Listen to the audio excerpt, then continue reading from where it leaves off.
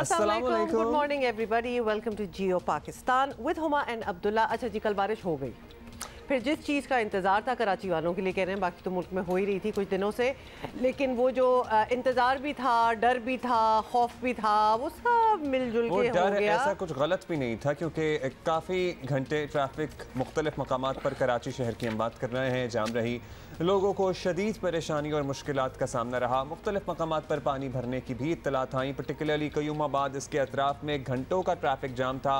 शाहरा फैसल पर एक मकाम पर एक मकाम पर पानी भर गया था, जिसकी वजह से ये मेट्रोवेल वाली साइड पर घंटों की ट्रैफिक की सूरत हाल बदतरीन हो चुकी थी घंटों के लिए, और लंबी लंबी कतारें थी। साथ ही आपको ये भी बताना है कि मुल्क के मुख्तलिफ हिस्सों से जानी नुकसान की इत्तलात भी सामने आ रही है। इनफैक्ट रावलपिंडी इस्लामाबाद में भी कोई शदीद किस्म का कोई रेला था, ये क्या था, लेकिन बहुत ही ज़्यादा बारिश थी। Because when I was going through social media, Twitter वगैरह पे हम देख रहे थे कि बाकी शहरों का क्या हाल है, तो कुछ ऐसी तस्वीरें थी जो कि मुझे लगा वीडियोस देखते ही कि ये तो कराची होगा, but it was not Karachi and it was Islamabad, जहाँ के लिटरली कहते तो यही है और हम रहे भी हैं कि पानी खड़ा नहीं होता और वो निकल जाता है। ये जो इस वक्त हम आपको मनाजिर दिखा रहे हैं, बिलीव इट और नॉट, ये रावलपिंडी के हैं। रावलपिंडी में यस स्टिल पानी खड़ा हो जाता है, लेकिन उम्मीद तो ये थी कि अब हम जरा आदी हो गए चीज़ों के, तो ये सिस्टम्स बन गए होंगे, लेकिन नॉट रियली। अभी तक कुछ ऐसा अब तक रिपेयर नहीं हो सका ना, कभी मतलब वो दूसरा जन्म लेना पड़ेगा। 25 साल पहले भी ओवरफ्लो हुआ था, उससे बाद भी हुआ, आज भी हो रहा है, तो ये सारी चीजें मेरा ख्याल में चलती रहेंगी। कहते हैं ना, शेख रशीद कहते हैं ना कि मेरी जिंदगी का एक ही मकसद है नाला लाई को बनवाना।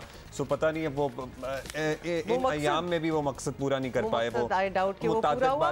लेकिन सिल्वर लाइनिंग ना, सिल्वर लाइनिंग कराची वालों के लिए I think for a majority of places ये थी कि कल जितनी बारिश हुई और फिर वो सारा सैलाबी एक सिचुएशन बनी, बिजली नहीं गई, बिजली मुअत्तल नहीं हुई।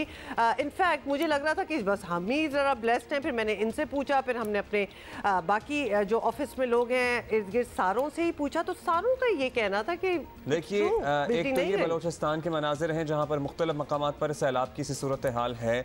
यहाँ से मुतअद्दिद इलाकों से जानी और माली नुकसान की इत्तलात भी सामने आ रही हैं। सो अल्लाह ताला हम सब पर रहम फरमाए। एट द सेम टाइम अब कराची की बात कर रहे थे, तो जहाँ हम तनकीद करते हैं वहाँ के इलेक्ट्रिक को हम ज़रा तारीफ़ भी करेंगे कि आपको पता ही है 2 साल पहले जो सूरत हाल बनी थी और 2-2, 3-3, 4-4 दिन के लिए शहर के मुख्तलिफ इलाकों से बिजली चली गई थी। वहाँ 2 कतरे बारिश के गिरे और चली गई थी। उसके बाद उन्होंने निज़ाम में कुछ बेहतरी की है कि मुतअद्दिद मकामात शहर के ज़्यादातर 80% ऑफ द इलाका शहर का ऐसा था जहाँ पर इतनी मूसलाधार बारिश के बाद भी बिजली का निज़ाम मुतासर नहीं हुआ है, और ये एक बहुत बड़ा रिलीफ होता है। एक तो सड़क पर पानी हो, 80% आसमान से पानी बरस रहा हो, सड़क पर पानी भरा हो और घर में बिजली भी ना हो, वो तो टेरेबल सिचुएशन हो जाती है। तो लिहाजा ये आपको बता दें कि ज़्यादातर जगहों पे नहीं गई जहाँ एक्सपेक्ट हम कर रहे थे, लेकिन गई भी ऑफ कोर्स। बहुत सी जगहों पे फीडर स्ट्रिप भी हुए और गई भी, लेकिन वो वाला हाल नहीं हुआ जो 2 साल पहले हुआ था। तो ऑब्वियसली इसके लिए हम ज़रा प्लेजेंटली सरप्राइज थे, क्योंकि ऑब्वियसली सड़कों पे तो जो हम हालात देख ही रहे थे वो तो थे ही थे, लेकिन एटलीस्ट घर में बिजली आज थी। सुबह से फिर से कराची शहर की बात करें, आप अपने अपने इलाकों की सूरत हाल हमें लिखकर बता सकते हैं जियो पाकिस्तान टीवी पर। यहाँ पर सुबह से दोबारा से बरसात शुरू हो गई है, बारिश बरस रही है, कभी हल्की कभी तेज़। मुख्तलिफ मकामात पर अपने अपने जानवरों का पर्टिकुलरली ऐसे में ख्याल करें, जो बड़ा जेन्युइन कंसर्न हम सबका भी है। हमारे नुमाइंदे जो है वेट कर रहे हैं, क्योंकि उन्होंने हमें आंखों देखा हाल बताना है, और किस सिचुएशन में वो खड़े हैं, तो लिहाजा ज़्यादा उनको इंतजार नहीं कराएंगे, जरा मुश्किल सिचुएशन में करें ऑब्वियसली। अच्छा जी, बाय द वे हमारी last headline, it doesn't surprise me anymore, मतलब इट डज नॉट। ये तो लड़कियां तो कर ही रही हैं, बहुत हमारी लड़कियां बहुत आगे जा रही हैं, और माशाल्लाह कहने दीजिए कि बहुत सी फील्ड्स ऐसी हैं, बहुत से मामलात ऐसे हैं जहां लड़कों से बहुत ज़्यादा आगे जा रही हैं। यही। अच्छा, पहले ज़रा फिर से मौसम पे जाते हैं, फिर हम अपने कॉरेस्पॉन्डेंट से बात करेंगे। एक दफ़ा फिर आपको बताएं कि मुल्क के बेशतर इलाकों में मानसून अपने ज़ोरों पर है, मगर जहां डैम भर रहे हैं, फसलों को पानी मिल रहा है, गर्मी की शिद्दत में कमी आई है और दरिया जो हैं उनमें पानी की मिकदार बढ़ी है, वहीं बारिश से जानी और माली नुकसानात भी हो रहे हैं। और कराची में बारिश ने शहर का ऑफ कोर्स देख ही रहे हैं बुरा हाल तो कर ही दिया, और कई सड़कें नदी नालों में बदल गई, फुटपाथ पानी में गायब हो गए, नजर ही नहीं आ रहा था कि इधर क्या होता था, और मंजिलों को जाने वाले शदीद मुश्किलात में नजर आए, और उनमें एक मैं भी थी। गाड़ियाँ और मोटरसाइकिलें ख़राब हो गई। इंतज़ामिया का कहना है कि कराची मज़ीद बारिशों के पेश नज़र शहरी ज़रा मोहतात रहें, ज़रूरत के तहत ही बाहर निकलें। शदीद बारिश से ठट्ठा में झम्पीर और मेटिंग स्टेशन के दरमियानी पानी के रेलों से रेलवे ट्रैक मुतासर हुआ है, जिससे रेल का पहिया जाम हो गया। कराची में रेलवे कैंट स्टेशन पर इस वक्त भी सैकड़ों मुसाफिर ट्रेनों की रवानगी के लोग मुंतज़िर हैं। कई घंटों बाद कराची से अंदरूनी मुल्क जाने वाला एक ट्रैक बहाल कर दिया गया है। मुसाफिरों ने ट्रेनें ना चलाने पर एहतजाज भी किया। आपको पता है ये बड़ा क्रूशल टाइम होता है, ईद में लिटरली 4-5 दिन रह गए हैं और लोग ऐसे में अपने घरों को जाना चाह रहे हैं। फ्राइडे से तो वैसे ही छुट्टियां शुरू हो रही हैं। आज क्या है? आज बुध है। So people really want to be home before Eid. उधर सिंध जम्पीर कोल माइंस में बारिश के पानी का रेला दाखिल होने से 6 कानकन फंस गए हैं। अब तक रेस्क्यू ऑपरेशन शुरू ही नहीं हो सका है। जी जरा अलामी अब तक क्या मतलब अब तक अब से सबसे ज़्यादा तबाही कोयटा में आई है। तूफ़ानी बारिश से दर्जनों बोसीदा मकानात की छतें और दीवारें गिरने के वाक़यात में 13 अफराद जाँ बहक हुए हैं। कोयटा में 20 अफराद ज़ख्मी हैं, जिनमें से बास की हालत तशवीशनाक भी है। इत्तलात ये भी आ रही हैं कि मकानात हैं, बागात हैं, इनसे फसलों को भी नुकसान पहुँचा है। और तोबा अचकज़ई में सैलाबी रेला चरवाहे और 200 मवेशी बहा ले गया, यानी कि 200 एनिमल्स और उनके साथ जो उनका शेपर्ड था, जो उस हर्ट को, जो उस रेवड़ को लेकर जा रहा था, वो पूरा रेला उसको बहा ले गया। दोरालाई में सैलाबी रेले में 5 अफराद बह गए हैं। अच्छा जी, हमारे नुमाइंदे हमारे साथ हैं, हमारे correspondents are waiting for us और कराची से हमें ज्वाइन कर रही हैं उनीबा ज़मीर शाह और इस्लामाबाद से हमें ज्वाइन कर रही हैं ज़रमीन ज़हरा ज्वाइन कर रही हैं। पहले तो इन दोनों से बात कर लेते हैं और कौन कौन है हमें ज्वाइन कर रहा है। और कोयटा से सलमान अशरफ भी हमें ज्वाइन करेंगे। उनीबा, सबसे पहले तो आप ही से पूछ लेते हैं, आप कहाँ हैं? और कल का तो हम एक हाल बता ही रहे थे, अभी बताएं कि आपको लगता है कि कल जो हमने थोड़ी सी डिस्ट्रप्शन देखी, ख़ासतौर पे सड़कों पे जहाँ आप हैं इस वक्त, कुछ बेहतरी आई है? मैं एयरपोर्ट के इलाके से आपको रिपोर्ट कर रही हूँ। अच्छा, यहाँ पे एक बहुत अच्छे कुछ सिस्टम है ड्रेनेज का, तो यहाँ पे ऐसे पानी जमा नहीं होता। लेकिन जब कल मैं शारे फैसल पर थी और बारिश की जो मैंने इंटेंसिटी देखी वो बहुत ज़्यादा थी। और जाहिर सी बात है, जब बारिश होती है तो पानी जमा होता है, लेकिन बारिश के 2-3 घंटे के बाद हमें देखना चाहिए कि बारिश का पानी निकला कि नहीं निकला। तो शारे फैसल से भी बारिश का पानी निकल गया था। थोड़ी सी वहाँ मुश्किलात बहुत नजर आ रही थी। आज मैं एयरपोर्ट के इलाके में मौजूद हूँ। यहाँ पे इस वक्त हल्की हल्की बारिश का सिलसिला चल रहा है। मैं शेड पे नहीं हूँ इसी वजह से कि बारिश मुझ पर ना लगे। एक्चुअली जो मानसून की हवाएं हैं मुल्क में शिद्दत के साथ दाखिल हो रही है और आइंदा 24 से 38 घंटों के दौरान इसमें मजीद शिद्दत आएगी और मुल्क के बेशतर हिस्सों में बारिशें होंगी। सिंध की अगर हम बात करें तो आज का दिन इम्पोर्टेंट है। कराची में भी उनीबा, we can hardly hear you. अभी आपसे राब्ता दोबारा से करते हैं ताकि आज की सूरत हाल आने वाले 2-3 रोज की फोरकास्ट भी जान लें। इतना वैसे मैंने सुन लिया था कि आज भी बारिश होगी। सलमान अशरफ कोयटा से हमारे साथ मौजूद हैं। सलमान, बलोचिस्तान के मुख्तलिफ इलाकों से काफ़ी नुकसान की इत्तलात आ रही हैं, क्या सूरत हाल रही गुज़श्ता 24 घंटों में कोयटा और इसके अतराफ़ में? जी, अगर ओवरऑल सिचुएशन देखी जाए, कोयटा जो सूबाई दारुल हुकूमत है और हुकूमत यहाँ तरक्की के दावे करती रहती है, उसकी सूरत हाल ये थी कि जो नवाही इलाके थे वो मुकम्मल तौर पर पानी में डूबे हुए थे और कई घंटे गुजरने के बाद भी हुकूमत की जानिब से कोई रिलीफ एक्टिविटीज़ नज़र नहीं आ रही थी। लोगों की अमलाक को नुकसान पहुँचा, मकानात मुनहदम हुए, लोगों के वहाँ पर बॉडीज़ पड़ी हुई थी जो इसमें जहाँ बाक हुए थे, उनको उनके आबाई इलाकों तक पहुँचाने का कोई इंतज़ाम नहीं था। ये तो जो सूबाई दारुल हुकूमत थी उसकी सिचुएशन थी। इसी तरह आप अंदाज़ा लगा सकते हैं कि जो इंटीरियर बलूचिस्तान की सिचुएशन थी वहाँ पे तो मुकम्मल तौर पर सूरत हाल ख़राब थी। डिस्ट्रिक्ट इंतज़ामिया इक्का दुक्का मकामात में नज़र आ रही थी, रिलीफ एक्टिविटीज़ भी कर रही थी, लेकिन बारिशें इस हद तक तूफ़ानी थी और हुकूमत के इतने नाकिस इंतज़ाम थे। मानसून बारिशों से पहले जितने इक़दाम लिए जाने थे कि नालों की सफाई की जाती, गुज़रगाहों को क्लियर किया जाता या जो मुख्तलिफ पानी की गुज़रगाहें थी उसको बेहतर बनाया जाता, कोई भी इक़दाम देखने में नहीं आ रहा, जिसकी वजह से इतना नुकसान हुआ है। इस तमाम सूरत हाल में अवाम में तशवीश की लहर दौड़ी हुई है। उनका कहना है कि हुकूमत अवाम के जानो माल के तहफ़्फ़ुज़ के लिए अपनी ज़िम्मेदारियाँ पूरी करे और इस तरह की जो कुदरती आफात है उससे निपटने के लिए फौरी तौर पर इक़दाम पहले से किए जाने चाहिए। आप सर ये तो बस it's a very tall order Salman, मतलब क्या तवक्को करें हुकूमत से? जो भी आता है वो बलोचिस्तान की तरक्की के दावे ही करता है और हकायक कुछ और होते हैं। सलमान, क्विकली बता दें कि आजकल क्या वेदर फोरकास्ट है, महकमा मौसमियात क्या बता रहा है, क्या मजीद ये सिलसिला चल सकता है? क्विकली। महकमा मौसमियात के मुताबिक आइंदा 24 घंटों के दौरान बारिश का ये सिलसिला जारी रहेगा, लेकिन जो इससे पहले इंटेंसिटी थी उसमें अब कुछ कमी आएगी। लेकिन इंटीरियर बलूचिस्तान के कुछ ऐसे एरियाज़ हैं जिसमें बारखान, कोलू, डेरा बुगटी, मूसा खेल, हरनाई, वहाँ पे इसकी जो बारिश की इंटेंसिटी है वो कुछ ज़्यादा हो सकती है। इसीलिए अभी से लोगों को जो पानी की गुजरगाहें हैं उनसे दूर कर दिया गया है, उन्हें महफूज मकामात पर मुंतकिल किया गया है। सलमान, जो अपॉर्चुनिटी हम NDMA और दीगर जो भी हमें हुक्काम देख रहे हैं, हम कहेंगे बलोचिस्तान इस वक्त सबसे ज़्यादा आपकी तवज्जो का मुंतज़िर है। बलोचिस्तान में नुकसान भी ज़्यादा हुआ है और अभी मज़ीद अंदरून बलोचिस्तान में बारिशों की तवक्को है और मूसलाधार बारिश की तवक्को है, तो बलोचिस्तान को हमारी मदद और रिलीफ की ज़रूरत है। अच्छा, थोड़ा सा तो हम हमारे साथी हैं, लेकिन अभी जी बिल्कुल ज़मीन की तरफ चलते हैं और थोड़ा सा एक्सपेक्टेशन होती है कि शायद इतना इंफ्रास्ट्रक्चर स्टेबल नहीं होगा और बारिशें होंगी तो हम ये सिचुएशन जो बनती है एक्सपेक्ट कर सकते हैं बलोचिस्तान से। लेकिन जो हम इस्लामाबाद रावलपिंडी का हाल देख रहे हैं वो भी थोड़ा सा शॉकिंग है। ज़मीन, आप बताइए इंतजाम थे कि इतनी एक्सपेक्ट की जा रही थी बारिश और होती है, मतलब वहाँ तो होती रहती है, इसलिए कोई इतनी शॉकिंग हमें लगा नहीं। एंड येट उसके हालात जो हम अपनी स्क्रीन पे देख रहे हैं, सोशल मीडिया पे कल देख रहे थे, तो वो काफी बुरे थे।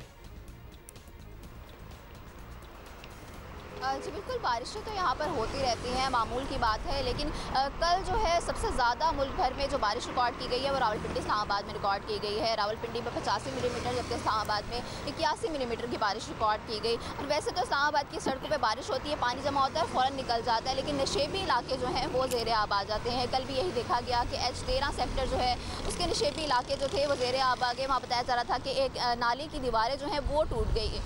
उसके बाद पानी जो था घरों में जमा हो गया, गलियों में जमा हो गया। उसके अलावा G15 में भी देखा गया कि पानी जो था वो घरों में जमा हो गया। जबकि नाला कोरंग में 4 बच्चे जो थे वो डूब गए थे, जिसके बाद में उनको बचा लिया गया था। इसके अलावा मैं बताते चलूँ, सुबह का टाइम था क्योंकि बारिश जो थी 5 घंटे तक जारी रही। सुबह का टाइम था, लोग अपने दफातर वगैरह को जा रहे थे, तो ट्रैफिक का काफ़ी ज़्यादा जो रश था वो जमा हो गया था। और उसके अलावा श्रीनगर हाईवे जो है वहाँ पर भी पानी काफ़ी ज़्यादा जमा हो गया था। बारिश के बायस सूरत हाल ये रही कि सुबह जो था वहाँ खासी मुश्किलात का शिकार रही, जबकि शाम गए तक लोग जो थे अपने घरों से पानी निकालते रहे। नशीबी इलाकों में पानी जमा होने की वजह ये भी बताई जा रही है कि वहाँ पर नालों को तंग करके जो घर बनाए गए हैं, इसी वजह से कहा गया कि नाले जो थे वो ज़्यादा, उनका बहाव ज़्यादा हो गया पानी का और वो नाले उबल के घरों की तरफ आ गए। उसके अलावा मैं बताती चलूँ कि महकमा मौसमियात ने पहले प्रिडिक्ट कर दिया था कि बारिशें जो है वो होंगी। पहले प्री मानसून की बारिशें हुई, फिर मानसून की बारिशों का आगाज़ हो गया था। अभी भी ये बताया जा रहा है कि आइंदा 2 रोज़ तक बारिशों का सिलसिला जो है वो जारी रहेगा। इसीलिए पेशगी इक़दाम करने की भी हिदायत की गई थी। लेकिन जो नशेबी इलाका जात हैं उनका यही सिलसिला है कि जब भी बारिश होती है वहाँ पर पानी जो है वो जमा हो जाता है। पिछले साल देखा गया था कि सेक्टर E11 में जो कि कोश इलाका है वहाँ पर पानी जो था वो इमारतों की बेसमेंट्स में दाखिल हो गया था। इसी तरह देखा गया यही सूरत हाल हुई H13 की, वहाँ पर भी पानी घरों में दाखिल हो गया। G15 में भी यही सूरत हाल हमें दिखाई दी। ओवरऑल सिचुएशन ये रही कल की। जबकि कल मैं नदी नालों के हवाले से बताते चलूँ तो रावलपिंडी का जो नाला लई है उसकी सतह भी बुलंद हो गई थी, जबकि यहाँ पर रावल डैम जो है उसकी वो 1745 फुट तक पहुँच गई थी। जबकि अगर 1752 फुट तक अगर रिकॉर्ड की जाए सतह तो फिर रावल डैम के स्पिलवेज जो हैं वो खोल दिए जाते हैं। काफ़ी ज़्यादा कल बारिश का सिलसिला जारी रहा, लेकिन ये हुआ कि 5 घंटे बारिश हो जाने के बाद बारिश जो थी वो काफ़ी ज़्यादा थम चुकी थी। और इसके बाद अब अभी क्या मौसम है रावलपिंडी इस्लामाबाद का? बारिश हो रही है अभी ज़रमीन? अभी बारिश हो रही है ज़रमीन? अभी आज की क्या फोरकास्ट है? सुन नहीं पाई। नहीं, अब अभी ये है कि हल्की हल्की धूप निकल आई है, लेकिन महकमा मौसमियात ने प्रेडिक्ट किया हुआ है कि आइंदा 2 रोज़ तक बारिशों का सिलसिला जारी रहेगा, यानी 7 जुलाई तक बारिशें जो है वो हो सकती है। इस सिलसिले में महकमा मौसमियात बहुत शुक्रिया आपका ज़रमीन ज़ाहरा, बहुत शुक्रिया आपका सलमान अशरफ। कराची से उनीबा ज़मीन शाह हमें अपडेट कर रहे थे। सो पिंडी इस्लामाबाद में तो हल्की धूप निकल आई है लेकिन बारिश की फोरकास्ट है, लेकिन कराची में अभी भी मुख्तलिफ मकामात पर बारिश हो रही है। हाँ, लेकिन आज बिल्कुल एक तो आपको पता है ना, हम अपने फ़ोन ऐप्स वगैरह से देखते हैं, फिर हमें एक बिल्कुल एक्यूरेट प्रेडिक्शन भी चाहिए होती है, फोरकास्ट रादर चाहिए होता है। डॉक्टर ज़हीर बाबर हमारे साथ हैं, डायरेक्टर मेट ऑफिस है। डॉक्टर ज़हीर बताइएगा, कल तो हमने जो देखा और जिस तरह के हमें बताया जा रहा था कि बारिशें होंगी और किस नौयत की होंगी, वो सब शिकवा भी दूर हो गया ना? हो गया। यस, लेकिन I am not going to complain any more, क्योंकि जब इतनी अमवात भी हो जाए और एक जहमत ही बन जाए इस किस्म की बरसात, तो फिर टेंशन ही होना स्टार्ट हो जाती है। जी डॉक्टर ज़हीर बताइएगा, आज से क्या हम एक्सपेक्ट कर रहे हैं, क्या फोरकास्ट है? कराची सिंध से स्टार्ट करें और फिर बाकी मुल्क का बताइए। जी बिल्कुल, इस वक्त हम पीक मानसून फेज से गुजर रहे हैं और मानसून हवाएं जो है वो ज़्यादा शिद्दत के साथ इस वक्त मुल्क के ज़्यादातर हिस्सों में दाखिल हो रही हैं। ख़ास तौर पे जो ईस्टर्न पार्ट्स हैं, चाहे वो सिंध के ईस्टर्न पार्ट्स हैं या पंजाब के ईस्टर्न पार्ट्स हैं, उन तमाम इलाकों में जो मानसून हवाएं जो हैं वो दाखिल हो रही हैं और वक्फे वक्फे से बारिश का बायस बन रही हैं। इसके बायस औकात में जो है वो मूसलाधार बारिश भी हो रही है। सिंध और उसके गिरदोनवा में ख़ास तौर पर थरपारकर, ठट्ठा, बदीन, इन तमाम इलाकों में इस वक्त भी मतलब बरालूद है और वक्फे वक्फे से बारिश का सिलसिला जारी है। सुबह के औकात में सक्खर और उसके गिरदोनवा में भी, सक्खर, रोडी और उसके गिरदोनवा में भी अच्छी बारिश हुई है। इसी तरह अगर हम मज़ीद वेस्टवर्ड्स मूव करें, हैदराबाद है, कराची है, इन तमाम इलाकों में भी आइंदा 2 से 3 रोज़ के दौरान जो है नेक्स्ट 24 to 48 आवर्स मज़ीद बारिश का जो है वो इम्कान है और इसके साथ साथ बाद मकामात पर मूसलाधार बारिश की भी तवक्को है। साथ बलोचिस्तान का इलाके की भी बात करते चलते हैं कि बलोचिस्तान के इलाकों में खुशदार में भी इस वक्त जो है वो गहरे बादल छाए हुए हैं और वक्फे वक्फे से बारिश का सिलसिला जो वो जारी है। और ये बारिशों का सिलसिला ख़ास तौर पर जो मानसून की विंड्स की जो कंसनट्रेशन है, जो रुख है और ज़्यादा शिद्दत का रुख जो है वो पाकिस्तान के सदर्न हाफ के जनूबी हिस्सों की जानिब ज़्यादा है, जिसमें सिंध और बलोचिस्तान के ज़्यादातर हिस्से शामिल हैं। तो आइंदा आने वाले दिनों में भी मज़ीद मानसून बारिशें जो हैं वो हम सिंध के लॉन्ग जो सिंध मकरान कोस्ट है उसमें भी और बलोचिस्तान के मुख्तलिफ हिस्सों में भी एक्सपेक्ट कर रहे हैं। बलोचिस्तान के मुख्तलिफ हिस्सों में तो एक्सपेक्ट करेंगे। डॉक्टर साहब, कराची की अगर बात कर लें पर्टिकुलरली, तो ईद तक मौसम ऐसे ही रहेगा? ईद पर भी बारिश होगी? जी बिल्कुल, ईद तक और ईद के दौरान भी जो है कराची के ज़्यादातर हिस्सों में जो है मतलब बरालूद रहेगा और जो है बारिश का जो रूल आउटिंग किया जा सकता है, बारिश के इम्कानात बिल्कुल ईद के रोज़ तक रहेंगे। अच्छा डॉक्टर साहब, अब पंजाब का भी हम हाल देख लेते हैं। पिंडी में बहुत ज़्यादा बारिश हुई है। ऑल्दो हम एक्सपेक्ट करते हैं कि उन एरियाज़ में तो काफ़ी बारिश होती रहती है, लेकिन ये ज़रा अनएक्सपेक्टेड है या आप कहेंगे ये रूटीन के हिसाब से बिल्कुल ठीक है? देखिए, मानसून जब भी आता है, मानसून सीज़न में हम ये का खासा यही है कि शॉर्ट पीरियड ऑफ टाइम में, थोड़े से वक्त में जो है वो इंटेंस रेनफॉल होती है और हर साल इसी तरह ही होता है। रावलपिंडी, इस्लामाबाद, उसके गिरदोनवा में, खासतौर पे पुठवा रीजन में इस तरह की इंटेंस रेनफॉल्स जो हैं वो हम मानसून सीज़न में एक्सपेक्ट करते हैं और इस तरह के स्पेल्स गाए बगाए पूरे मानसून सीज़न में आते रहते हैं। तो आइंदा भी आने वाले मानसून सीज़न वक्त के अंदर जो प्रेजेंट मानसून सीज़न है, इसमें इंटेंस रेनफॉल जो है एक्सपेक्ट की जाती है पुठवा रीजन में। इसी तरह भी इस वक्त भी लाहौर, गुजरांवाला, सियालकोट, सरगोदा और इसी तरह सियालकोट के इलाकों में जो है इस वक्त बादल छाए हुए हैं और वक्फे वक्फे से जो है। डॉक्टर साहब, आप लोग provincial disaster management and national disaster management authorities से भी लाइजन में होते हैं, कोऑर्डिनेशन में क्या होते हैं? क्योंकि वो इलाके जहाँ पर जैसे बलूचिस्तान के मुख्तलिफ इलाकों से सैलाबी रेलों की इत्तलात आ रही हैं, ताकि वहाँ भी बर वक्त आप लोग मुत्तला कर सकें हुक्काम को, ताकि कुछ रिलीफ, कुछ रेस्क्यू किया जा सके वक्त से पहले।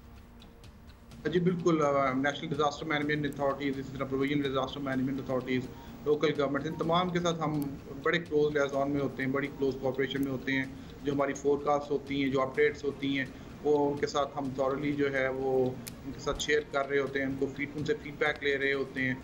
तो बड़ा क्लोज कोऑर्डिनेशन होता है और जो भी लेटेस्ट और डैमों में भी पानी की सतह बुलंद हो रही है, तो वो तो चले अच्छा ही है, थोड़ा बिजली की सूरत हाल बेहतर होगी। अदरवाइज दरियाओं की क्या इत्तलात पहुँच रही हैं?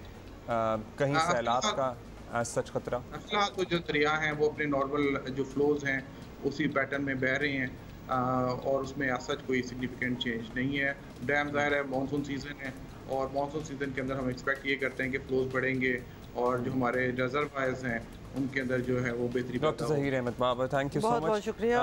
ओवरऑल लुब्बे लुबाब इस गुफ्तगू का ये है कि बारिशें तो अभी और होंगी और मानसून का पीक चल रहा है अक्रॉस द कंट्री पाकिस्तान में, और इस मरतबा जो कॉन्सनट्रेशन है इन बादलों की वो Balochistan, southern part of the country पे है, जनूबी हिस्से पे है मुल्क के। बलोचिस्तान, सिंध, कराची और ये सारी साहिली पट्टी ये भी मुतासर हो रही है। फिर अंदरूनी बलोचिस्तान भी बहुत ज़्यादा बारिशें हो रही हैं। And also whether you like it और नॉट, और कुछ लोगों के लिए तो वैसे रिलीफ ही होगा, तो ये ईद पे भी ये सिलसिला जो है ये जारी रहेगा। डॉक्टर साहब का ये कहना था। अच्छा, क्विकली ईद की बात करें थे तो एक बात बीच में रह गई थी। आपका बकरा ठीक ठीक हुआ कि नहीं हुआ? अभी इन प्रोसेस है। नहीं तो इतनी बारिश होगी तो इन प्रोसेस अब ठीक हो रहा है। अब उम्मीद है कि ठीक हो जाएगा, लेकिन एट द सेम टाइम आपको पता है ये बकरे बहुत ही नाजुक होते हैं। सो अगर आप इन केस ले आए हैं, बहुत से लोग ले ही आए हैं, तो बारिश वगैरह और इन मौसमी हालात में प्लीज़ अपने अपने जो कुर्बानी के जानवर हैं उनका ख़ास ख्याल रखें और उनको कवर्ड जगह पे रखें। ये नहीं कि खुला छोड़ा हुआ है, मतलब जिस तरह इंसान बीमार हो जाते हैं उस तरह जानवर भी तो बीमार होता है। So please take care of your जानवर और रिस्पेक्ट देम। मैं तो कहती हूँ क्योंकि हमें ज़रा लैक ऑफ रिस्पेक्ट भी हो रहा है ना, हमारे पेट्स हो या कोई भी जानवर हमने रखा हो तो रिस्पेक्ट करें हर चीज़ को। और क्रिकेट फैंस के लिए एक बहुत आला खबर। क्रिकेट फैन के लिए खबर ये है कि world test championship points table पर पाकिस्तानी टीम भारत को पीछे छोड़ते हुए आ गई है तीसरे स्पॉट पर। तालियां हो जाए इस बात के लिए। और भारतीय टीम जो है वो एजबैस्टन में, आपको पता है टेस्ट में स्लो ओवर रेट जुर्माना पर चौथे नंबर पर चली गई है और ऑस्ट्रेलिया ने वर्ल्ड टेस्ट चैंपियनशिप के फाइनल के लिए अपनी जगह तकरीबन पक्की कर ली है और पाकिस्तान आ गया है तीसरे नंबर पर है। दूसरे नंबर पर है साउथ अफ्रीका, तीसरे नंबर पर है पाकिस्तान, पहले नंबर पर है ऑस्ट्रेलिया, चौथे नंबर पर है India.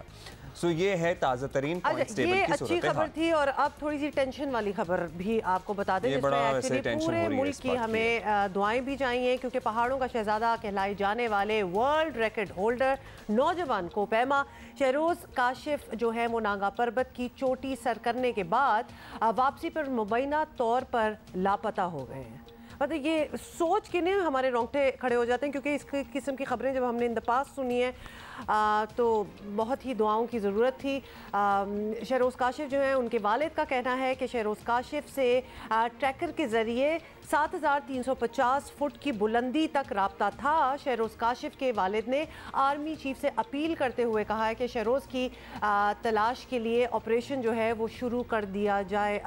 I can not even imagine कि उसके वालिदैन का क्या हाल होगा। और ये इतना निडर शहरोज़ काशिफ हमारे शो पे तो इतने बार आए हैं, इतनी बार हमारी उनसे बात हो चुकी है और वो इतने पॉजिटिव होता है। ये मैं लड़का ही कहूँगी because he is only 20 years old and he is always so positive कि ये तो मैं करके आऊँगा और इंशाल्लाह हम बात करेंगे। पता है क्या, इस वक्त हम सोच रहे हैं और मुझे वो सारी कॉन्वर्सेशंस शहरोज़ के साथ हुई भी याद आ रही हैं और सिर्फ ये दुआ है सो हम भी तमाम इदारे जो इस काम में मदद कर सकते हैं, पाक फ़ौज से हम खुसूसी तौर पर, चूँकि शहरोज़ के वालिद साहब ने आर्मी चीफ से अपील की है, तो हम उस अपील को ज़रा एम्पलीफाई करते हुए आपसे रिक्वेस्ट करेंगे कि शहरोज़ और उनके साथी फ़ज़ल अली जो हैं उनकी तलाश के लिए सर्च ऑपरेशन शुरू किया जाए, क्योंकि ये बच्चा अभी बहुत इसने आगे जाना है और इसने पाकिस्तान का नाम ऑलरेडी दुनिया में रोशन कर दिया है। अभी while we are speaking to you तो हम आपको बताएं कि हमें ये ब्रेकिंग न्यूज़ मिल रही है कि शहरोज़ काशिफ का पता चल गया है और अपेरेंटली राब्ता भी। क्या ज़बरदस्त बात है कि अभी हम आपसे कह ही रहे हैं, पूरे मुल्क से कह रहे थे कि शहरोज़ के लिए दुआ करें और अभी हमें ये पता चल रहा है कि उसका पता चल गया। अब्दुल्ला बताइए। हमारे पास ताज़ा तरीन खबर ये है, यू नो इस वक्त लिटरली हमारी वो कैफियत है ये खबर बताते हुए भी आपको जैसे अपने ही घर के किसी फ़र्द के बारे में आपको अपडेट कर रहे हों। शहरोज़ काशिफ को चौथे से तीसरे कैंप में आते हुए देखा गया है। अल्लाह ताला का लाख लाख शुक्र है। शहरोज़ और उनके साथी फजल दोनों कैंप 3 की तरफ जा रहे हैं। Thank God. मतलब ज़बरदस्त किस्म की खबर है। अभी हम बात कर रहे थे, क्या ये कहते हैं ना कबूलियत की घड़ी होती है, और ये लें जी खबर भी आ गई और साथ बताया जा रहा है कि शहरोज़ काशिफ और उनके साथी अपनी मदद आपके तहत पहुंच रहे हैं। और शहरोज़ काशिफ और उनके साथी को रेस्क्यू नहीं किया गया, लेकिन they manage to come down on their own. Shehroz Kashif ने गुज़िश्ता सुबह नागा पर्वत चोटी जो है वो सर की थी, ये तो हम आपको बता ही चुके हैं। सो वो और उनके साथी दोनों जो हैं वो कैंप 3 पर आ रहे हैं और अपनी मदद आपके तहत आ रहे हैं। उन तक कोई मदद नहीं पहुंची थी, कोई रेस्क्यू टीम उन तक नहीं पहुंची थी। They have managed it themselves, लेकिन कल सुबह से और फिर आज सुबह हो गई है। सो ये वक्त बहुत ज़्यादा है, इसलिए उनके घर वाले अहले खाना बहुत परेशान थे, क्योंकि बीच में कई घंटे थे जहाँ पर रब्ता नहीं हो पा रहा था। लेकिन अब बिलाखिर ये बताया गया है कि उनको स्पॉट कर लिया गया है एटलीस्ट, एंड खुदा का लाख लाख शुक्र है। और जैसे ही इसकी मजीद तफसील आएगी, एज इन कोई कॉन्टैक्ट स्टैब्लिश हो जाएगा। अभी तो सिर्फ स्पॉट किया गया है उन्हें।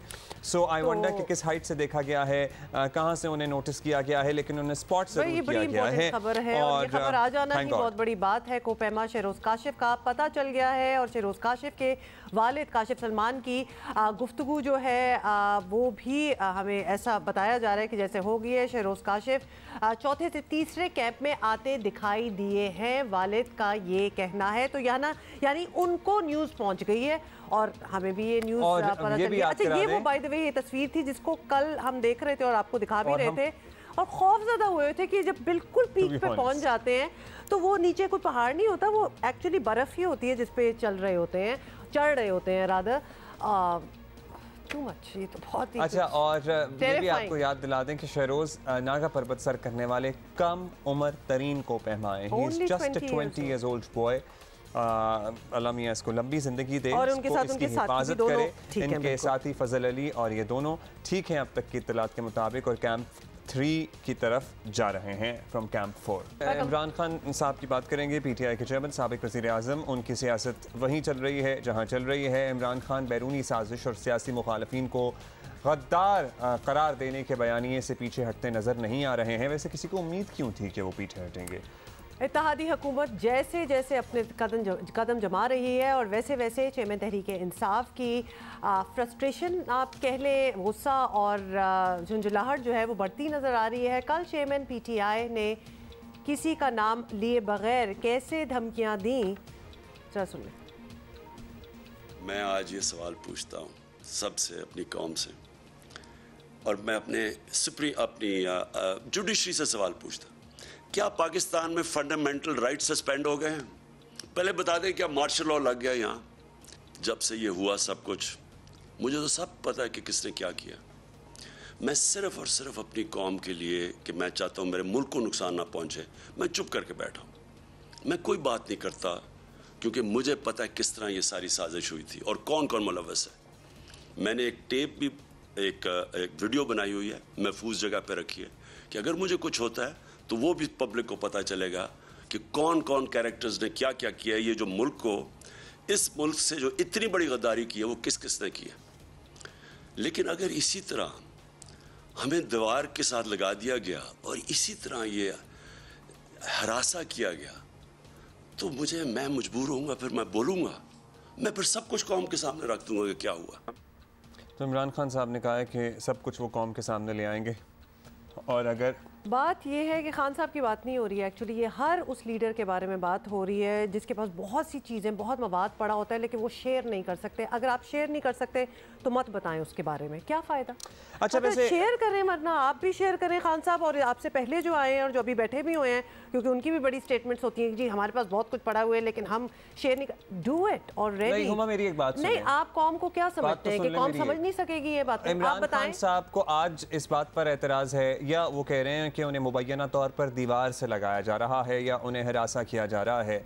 सो उनको अपनी हरासगी और अपना दीवार से लगाया जाना याद है, और जब इनके लिए मुबैना तौर पर दूसरों को दीवार से लगाया जाता रहा और लगाया गया, उस वक्त उनको सब कुछ ठीक लग रहा था। तो ये सिलेक्टिव क्रिटिसिज्म नहीं होना चाहिए। या फिर आप आज इतने बहादुर और इतने आप चीख गवेरा बन गए हैं तो आज की सूरत हाल पर तो तनकीद करें ही, लेकिन आपकी खातिर जो कुछ किया गया इस मुल्क में उसको भी फिर आप हदफ तनकीद रखें और कहें कि वो भी गलत था और ये भी गलत। This is not just limited to Khan साहब, सारे यही करते हैं। अब्दुल्ला, ये गलत बात होगी अगर हमने कहा सिर्फ खान साहब ये कह रहे हैं कि मुझे दीवार से। Everybody does exactly the same, सारे एक जैसे हैं। और पता है क्या, पता है क्या, आज सूरत हाल जरा बेहतर हो जाए तो ये सारी बातें माजी का हिस्सा बन जाएंगी जैसे दूसरों के साथ होता रहा है। सो ये इनकलाब जो है ना, बड़ा ये टाइम फ्रेम खबर एक होता है, उसी में आता है। हमारे गेस्ट हमारा इंतजार भी कर रहे हैं। खान साहब का सब्र जो है वो भी लगता है कि जवाब दे गया है, लेकिन दूसरी तरफ उन्होंने बरतानवी हाई कमिश्नर क्रिश्चियन टर्नर से भी मुलाकात की। अब ये जरा अजीब बात इसलिए लगी है क्योंकि वो मतलब उनकी मुलाकात नॉर्मली लेनी चाहिए और इसमें कोई मायूब बात होनी नहीं चाहिए। लेकिन पुरानी बात नहीं है जब वो ऑपोजिशन रहनुमाओं की गैर मुल्की सफीरों से मुलाकातों पर तनकीद किया करते थे। सिर्फ ये थोड़ा सा तजाद है, हम करें तो ठीक है, दूसरा करे तो गलत है।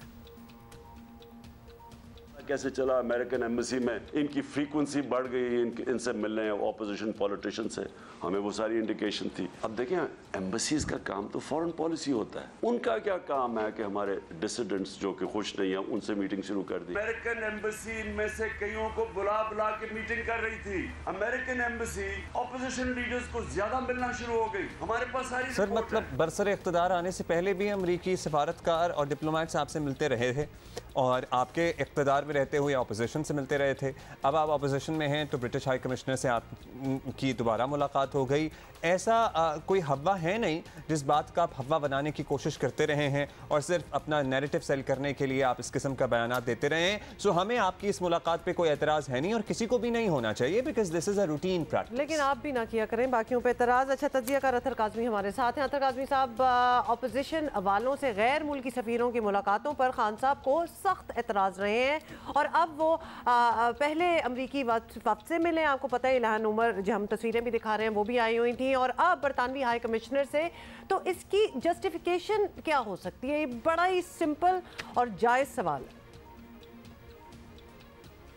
देखिए, एतराज़ इस बात पे होता था कि जो मुनारिफ अराकीन हैं उन्होंने मुलाकातें की और किस सिनारियो के अंदर मुलाकात की। वैसे तो सफ़ीरों के साथ मुलाकातें होती भी रहती हैं और जिस अमरीकी वफ़द के साथ उन्होंने मुलाकात की उसके अंदर इल्हाम उमर भी शामिल थी। वो अमरीकी सेनेटर हैं जिन्होंने इस्लामोफोबिया के हवाले से बड़ा काम किया और अमरीका में भी बहुत सारे लोग उनके ऊपर एतराज़ात करते हैं। सफ़ीरों से मिलने में कोई एतराज़ नहीं है, सफ़ीरों से लोग मिलते रहते हैं, लेकिन उनका जो ख़ास एतराज़ था कि राजा रियाज साहब से कोई अगर डिप्लोमेट मिल रहा है तो वो क्या डिस्कस कर रहा है। और मेजॉरिटी उन लोगों ने मुलाकातें की जो बाद में जाके दूसरी जमातों के साथ शामिल होकर उन्होंने हुकूमत को गिराई। तो ये एतराज था। बाकी ना ये पीटीआई का कभी बयानिया रहा है इस हवाले से, वैसे वजाहत तो वो खुद दे सकते हैं, लेकिन ना ही उनका कभी ये बयानिया रहा है कि हम मगरिब के साथ ताल्लुकात खत्म करना चाहते हैं या अमरीका के साथ ताल्लुकात खत्म करना चाहते हैं। वो सिर्फ कहते ये हैं कि बराबरी की सतह के ऊपर ताल्लुकात होने चाहिए और मेरे ख्याल में ये एक वैलिड पॉइंट है, ताल्लुकात तो होने चाहिए और ना ही हम अफोर्ड कर सकते हैं कि हम अमरीका से ताल्लुकात खत्म करें। अच्छा साहब, वजाहत तो आप भी उनके बिहाफ पे बहुत अच्छी देते हैं। वैसे वो अपोजिशन के लीडरान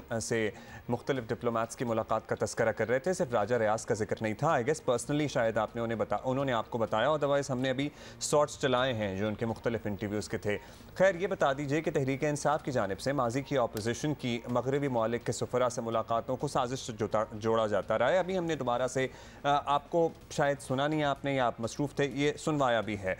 अब यही काम हुकूमत भी कर सकती है और शायद कर भी ले। अब सब पाकिस्तानी है, ये सब रूटीन के मुताबिक हो रहा है, तो एक दूसरे पर गद्दारी के फतवे लगाना या फिर ये बोले तो इसको गद्दारी से जोड़ दो या लिंक कर दो, ये ठीक प्रैक्टिस है? देखिए, मैं इत्तेफाक करता हूं कि पाकिस्तान में किसी के ऊपर भी गद्दारी का अगर आप इल्ज़ाम लगाएं तो उसके लिए सबूत होने चाहिए। किसी किस्म का भी कोई भी इल्ज़ाम अगर आप किसी के ऊपर लगाएं, जब तक सबूत ना हो तो ऐसा इल्ज़ाम नहीं लगना चाहिए। लेकिन उसमें मसला ये है कि जो गैर मुल्की साजिश का जहां तक ताल्लुक है वो एक ऐसी चीज़ है कि जिसमें बहुत सारे शवाहिद सामने आ चुके हैं। एक ख़त सामने आ चुका है, अमरीकी जो साइफर है वो सामने आ चुका है। 2 दफ़ा हमारी नेशनल सिक्योरिटी कमेटी ने एक अलामिया जारी किया जिसमें कहा गया कि पाकिस्तान के अंदर संगीन मुदाखलत हुई है। तो उसमें तो कोई शक नहीं है, वो जो गैर मुल्की साजिश है वो एक डिफरेंट चीज है, उसके हवाले से तहकीकात होनी चाहिए, उसके हवाले से बहुत सारे सबूत हैं। लेकिन इन प्रिंसिपल मैं आपसे एग्री करता हूं, किसी भी शख्स के ऊपर आप हुब्बुल वतनी का या किसी किस्म का शक अगर जाहिर करें या इल्जाम लगाएं तो उससे पहले आपके पास सबूत होना जरूरी है। अच्छा, अब ये भी बताइएगा कि बरतानवी हाई कमिश्नर की मुलाकात से मुतालिक जो बातें सामने आई हैं वो भी अहम है बड़ी, क्योंकि खान साहब उन्हें मनी लॉन्ड्रिंग के नुकसानात जो हैं वो बताते रहे, उन्हें बताते रहे कि ऐसे ही इक़दामात के बायस पाकिस्तान से हिजरत करने वाले बढ़ते जा रहे हैं। ये सारी बातें हुई, तो जब वो हुकूमत में थे, सवाल हमारा ये है तब वो बरतानवी हुकाम को ये बात क्यों ना समझा पाए? मतलब तब तो वो हुकूमत में बैठे हुए थे, इनफैक्ट कोई मुआहिदा किया जा सकता था। तो सवाल बनता है कि तब वो ये कॉन्वर्सेशंस क्यों नहीं कर रहे थे? देखिए, वो उनका बयानिया तो यही है, उन्होंने कौम मुत्तहिदा के अंदर भी खड़े होकर ये बात की, उन्होंने बरतानिया से भी बार बार ये बात की और बार बार इंटरनेशनल मीडिया के ऊपर भी ये बात की कि दुनिया भर से गरीब ममालिक से पैसा निकलता है, चोरी होता है और अमीर ममालिक में जाता है। अब कन्विंस किनको करना है, कन्विंस उनको करना है। थैंक यू अतर काज़मी साहब, पाकिस्तान तहरीक इंसाफ का मौक़िफ़ आपने पेश किया, शुक्रिया उसके लिए। फिलहाल हमें आकिब जावेद ने ज्वाइन किया और उनसे ये पूछ लेते हैं, पहले तो हम आपसे ये पूछना चाहते हैं कि इंग्लैंड क्या जादू जगाया हुआ है कि टेस्ट का तो एक परसेप्शन है वो बदल के रख दिया है। ऐसा आपकी नज़र में वो क्या कर रहे हैं कि उनके रिजल्ट्स ये आ रहे हैं कि दुनिया थोड़ी सी हैरान है, they want to follow in their footsteps? इससे पहले कि हम टेस्ट मैच की बात करें तो 2015 में जब इंग्लैंड बांग्लादेश से भी हार गया, बुरी तरह नाकाम हुआ, तो फिर उन्होंने एक कैप्टन बनाया मॉर्गन को, और फिर पूरी एक पॉलिसी बनाई कि अब हमारी जो वाइट बॉल क्रिकेट है उसको ठीक करने का क्या तरीका है। थिंक टैंक बैठा, एक पॉलिसी बनी, और उस पॉलिसी को हर एक काउंटी जो है वहाँ पे इम्प्लीमेंट करवाया कि अगले वर्ल्ड कप तक हमने ये जो टारगेट्स हैं ये अचीव कर रहे हैं, और हर काउंटी उसमें ताउन करेगी। अभी इसी तरह से जो टेस्ट की बात हो रही है तो उसमें भी एक चीज़ आइडेंटिफाई करते हैं, और फिर उसके ऊपर उसका एक लेआउट क्या होगा, उसकी इम्प्लीमेंटेशंस कैसे होंगी। और वो ऐसे नहीं होता कि एक रजीम जाती है, दूसरी रजीम आती है, तो वो जो सारी जो पॉलिसी है वो फिर ख़त्म हो जाए। अच्छा आकिब भाई, ये बताइएगा कि इंग्लैंड ने टेस्ट क्रिकेट में जो अंदाज़ मुतारिफ करवाया है, ख़ासतौर पर चौथी इनिंग्स में निडर बैटिंग का, अब लगता है कि बाकी सबको भी यही फॉलो करना पड़ेगा, या क्या पाकिस्तान को भी इसी स्टाइल पर जाना चाहिए, या जो हम कर रहे हैं ठीक कर रहे हैं? देखिए, हमारी जो क्रिकेट की जो बहुत ज़्यादा तबाही हुई वो मिसबाउल हक के कैप्टन होने से, जब वो पाकिस्तान में क्रिकेट नहीं हो रही थी, यूएई में हम खेलते थे, तो रिजल्ट्स तो हमें मिल जाते थे, स्पिन पिचेस बना ली और थका के टुक करके टीमें बोर हो जाती थी, तो उसमें हमें कोई रिजल्ट्स भी मिल जाते थे। लेकिन अगर आपने पूरी दुनिया में अपना नाम बनाना है और आपने वर्ल्ड चैम्पियन बनना है टेस्ट क्रिकेट में भी, तो फिर आपको आज के दिन में जो क्रिकेट हो रही है, ऑस्ट्रेलिया जो खेल रहा है, या इंडिया खेल रहा है, या इंग्लैंड खेल रहा है, या न्यूजीलैंड खेल रहा है, वो स्ट्राइक रेट के ऊपर क्रिकेट खेल रहे हैं। और आजकल की डिमांड भी यही है, क्योंकि जो लोग हैं उनको वो बिल्कुल ठुक का ज़माना अब ख़त्म हो गया, एग्रेसिव क्रिकेट खेलनी पड़ेगी। वो ब्रेंडन मैकलम को जो टेस्ट में लेकर आए हैं कि वो एक माइंडसेट ट्रांसफ़र करें कि आप टेस्ट क्रिकेट जो है वो मिसबाउल हक की तरह या अज़हर अली की तरह ही खेल सकते हैं, या ब्रायन लारा की तरह भी खेल सकते हैं, या आप बेन स्टोक की तरह भी खेल सकते हैं, या आप क्रिस गेल की तरह भी खेल सकते हैं, जयसूर्या की तरह भी खेल सकते हैं, सईद अनवर की तरह भी खेल सकते हैं।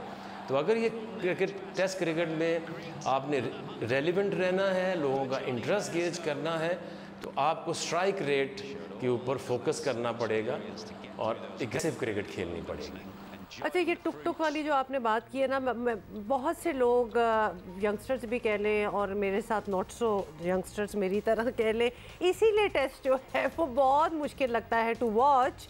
And I know it might be an unpopular opinion, क्योंकि वो टुक लगे होते हैं। भाई खेलो गेम को, तो अब वो देखें बात वही हुई ना कि चेंज होता जा रहा है सारा। है बात वही है ना कि आप ठीक कह रही थी, हम ये कह रहे हैं। मैं ठीक कह रही थी पहले से, बात बॉटम लाइन ये थी। तो ये बताइएगा आकिब कि टेस्ट क्रिकेट जिस तरह तेजी से वाइट बॉल क्रिकेट जैसी होती जा रही है, बिल्कुल ऐसा ही कहना था हमने, लग रहा है कि टेस्ट जो टीम में भी पावर हिटर्स की अब हमें ज़रूरत पड़ेगी। तो आपकी नज़र में पाकिस्तान के पास ऐसे कौन से बैटर्स हैं जो कि ये काम बड़ा अच्छा कर सकते हैं? देखिए, अभी तक तो हम नाकाम ही रहे हैं कि हम अपनी वाइट बॉल की टीम अलहदा बनाएं और रेड बॉल की अलहदा बनाएं। पहले तो ये सोच लानी पड़ेगी। जब सोच आएगी तो आप उसकी रिसर्च करेंगे, सर्च करेंगे, एक पूल ऑफ प्लेयर्स जो वाइट बॉल का होगा, एक रेड बॉल का होगा, और फिर आपने ये देखना है कि दुनिया किस लेवल की क्रिकेट खेल रही है, और अगर आपने कम्पीट करना है तो आपको फिर एग्रेसिव और पावर हिटिंग आपको टेस्ट क्रिकेट में भी लानी पड़ेगी ताकि आप उनको कम्पीट कर सकें। बिल्कुल, बहुत शुक्रिया आपका। आकिब जावेद हमारे साथ मौजूद थे। कुछ मुफीद मशवरे आई होप जिनको चाहिए उनको मिल गए होंगे। अब अभी हम आगे बढ़ेंगे, और एक चीज़ जो शायद आप इग्नोर कर रहे हैं, लेकिन हम आपको बता दें कि आप इग्नोर ना करें। और हम भी इग्नोर नहीं कर रहे हैं, हम रोज़ actually to be very honest हम आपको बताते रहते हैं without making it like a warning, but at least आपको ये पता होना चाहिए कि मुल्क में कोरोना वायरस के केसेस जो हैं वो मुसलसल बढ़ रहे हैं। It's happening. और मुस्बत केसेस की शरह जो है वो 5% के करीब हो गई है। एबटाबाद में कोरोना की शरह जो है वो 17% है। 17%। कराची में जो है वो 10% जो कि होती थी 22 तक भी पहुंच गई थी पिछले 1-2 हफ्तों में। और मुल्क में मज़ीद 805 अफराद जो हैं उनमें कोरोना वायरस की तस्दीक हुई है। अब अगर टेस्टिंग आपको पता हो रही होती है, उससे पता चलता है टेस्टिंग जितनी ज़्यादा होगी उससे ज़्यादा केसेस सामने आएंगे। तो थोड़ी सी बात समझने की भी है कि ये this is gradually on the rise. Karachi में कोरोना मुस्बत केसेस की शरह 10.62, ओवरऑल वैसे 5% मतलब 4.69 है। मुजफ्फराबाद में कोरोना मुस्बत केसेस की शरह है 6.45। कोरोना की शरह में मुसलसल इजाफे ने बिल आखिर हुकूमत को भी ज़रा झंझोड़ा है और NCOC की बहाली के बाद अब मास्क और जिस्मानी फासले की पाबंदी लगाई गई है। इसके अलावा ईद के इज्तिमात के लिए खुली जगहों के इंतखाब का कहा गया है। वज़ीर सेहत कादिर पटेल ने कोविड केसेस मज़ीद बढ़ने पर सख्त इक़दाम का इशारा भी दिया है।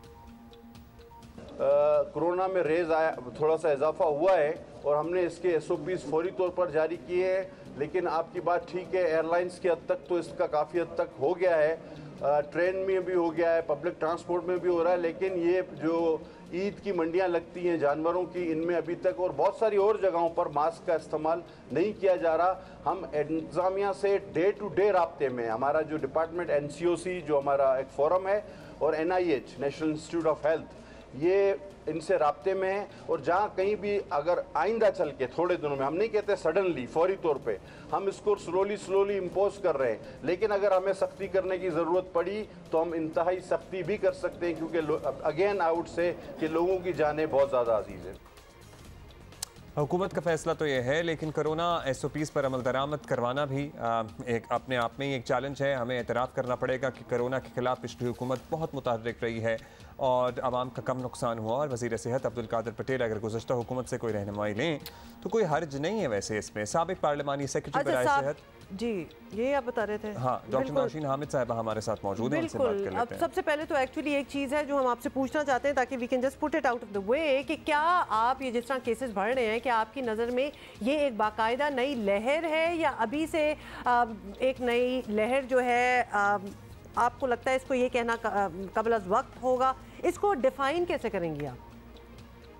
नहीं जी, ये बिल्कुल डेफिनेटली ये एक नई लहर है, क्योंकि जो पॉजिटिविटी रेशियो है वो 0.1 पे चला गया था और अब हमने देखा है कि पिछले 2 हफ्तों के अंदर ये 0.5 से तकरीबन 5.5 पे चला गया है और डेली केसेस जो थे वो 70 थे और 2 हफ्तों के अंदर ये 800 से बढ़ गए हैं डेली केसेस। तो डेफिनेटली ये एक नई लहर है और अगर मुनासिब एहतियाती तदाबीर ना इख्तियार की गई तो ये एक बड़ी वेव में भी कन्वर्ट हो सकती है।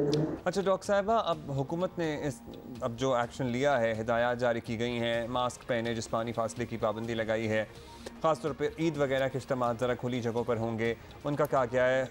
आपको लगता है कि इन चीज़ों से फ़र्क पड़ता है या मुमकिन है कोई बेहतरी आ जाए? जी देखिए, ये तो हम सब जानते हैं कि कोरोना से बचाव जो है उसकी 2 ही सूरतें हैं। सबसे पहले तो ये SOPs है और SOPs में सबसे इम्पॉर्टेंट होती है फिजिकल डिस्टेंसिंग, क्योंकि ये कंजेस्टेड जगहों पे और लोगों के करीब आने से ये फैलता है। तो इसको हम मास्क के इस्तेमाल से, कि अगर हर कोई जो पब्लिक गैदरिंग में मौजूद हो वो थोड़ा फासला भी रखे, हाथ मिलाने से गुरेज करे, गले मिलने से गुरेज करे और मास्क का इस्तेमाल करे और बहुत ज़्यादा कंजेस्टेड जगहों पर जाने से अवॉइड करे, तो ये एक बहुत मौसर तरीका होता है कोविड के फैलाव को रोकने का। और दूसरा जो है वो वैक्सीनेशन के, जिनकी अभी तक बूस्टर डोज नहीं लगी वो अगर अपनी बूस्टर डोज लगवा लें, क्योंकि ईद आ रही है और डेफिनेटली ईद के ऊपर इज्तिमात होंगे। गो के मस्जिदों में ये हदायत होंगी और दी भी गई हैं कि फासले के साथ जानमाज इस्तेमाल किए जाएँ और जिस तरह से पिछली लहरों में डायरेक्शन थी कि अपने घर से अपना जानमाज लाएँ, बूढ़े और बच्चे जो हैं वो मस्जिदों आने में गुरेज करें क्योंकि उनकी इम्यूनिटी लो होती है। तो इन चीज़ों से फ़र्क पड़ सकता है अगर लोग इस SOPs के ऊपर अमल करेंगे। अच्छा डॉक्टर नौशीन हामिद, पिछली हुकूमत से जितने लाख एतराज़ात हों, लेकिन कोरोना से डील करने वाली पॉलिसी की हमेशा तारीफ़ की जाएगी क्योंकि वो बखूबी जो थी वो पॉलिसी बनाई गई और दुनिया ने उसके बारे में बात भी की। तो इसका एक अहम जुज़ ये था कि पाबंदियों का ऐलान तो किया जाए लेकिन उस पर फिर इम्प्लीमेंटेशन भी कराई जाए, तो अमल दरामद जो था उसको यकीनी बनाया जाता था। नई हुकूमत की रहनुमाई के लिए कुछ आप टिप्स देंगी कि अमल दरामद कैसे यकीनी बनाया जाए?